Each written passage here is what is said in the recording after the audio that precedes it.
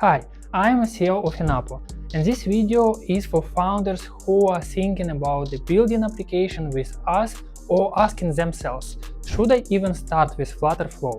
Today I'll answer the most common questions we get on direct messages or on the calls. Let's go! Question 1. Can I build an MVP on Flutterflow which is good enough to show investors? Yes, and this is exactly why so many founders choose the Flutterflow for such goals. The speed is great. You can get your first prototype, which is working, much faster than with pure Flutter. But it's important to understand: small MVPs, yes; simple MVPs, yes; complex MVP or features which Flutterflow does not support, where it becomes hard. In those cases, you need custom code or even hybrid setup, and this is normal. Question 2.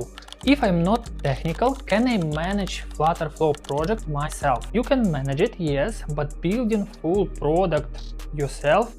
Probably no, unless it's very simple. Most founders are comfortable with interface. You can edit text, UI, screens, and basic logic. But let's be honest, building correct database structure, right architecture, logic, and performance, that's place where it becomes complicated very fast, and this is where technical teams becomes necessary.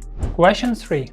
How do I know if the Flutterflow is right starting point for my idea? Here's a simple rule we use for founders. If your product UI heavy, simple logic, quick test for the idea, Flutterflow is perfect. If your product needs complex logic, custom modules, heavy real-time features, start hybrid or even with pure Flutter. And if you know that you'll scale fast, it's better to start building architecture with the developers from day one.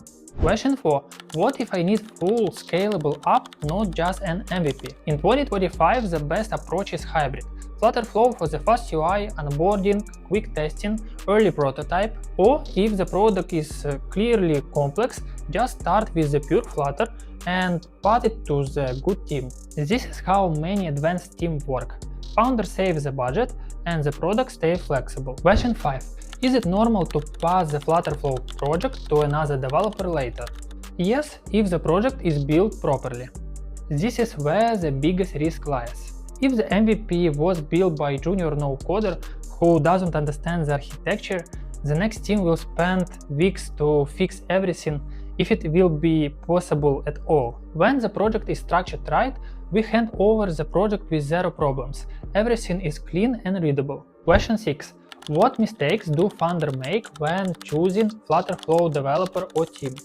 Top 4 mistakes. First, choosing by price but not by real experience. Second, thinking like, it's visual builder, I'll do it myself, everything will be good. Third, creating 50 screens with no structure and user flow.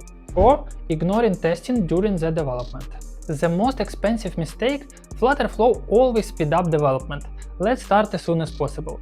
But with no thinking at the start, you'll get the breakable product. Those were the most common questions from the founders who are going to build application using Flutterflow.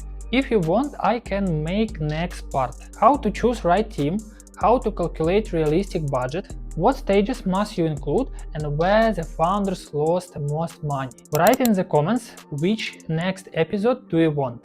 And if you're choosing a team right now or want to understand where to start, feel free to book a free consultation with us. Also below, we'll review your idea, suggest the best strategy for your budget, and honestly tell you if you should start with Flutterflow. Thanks for watching, see you soon!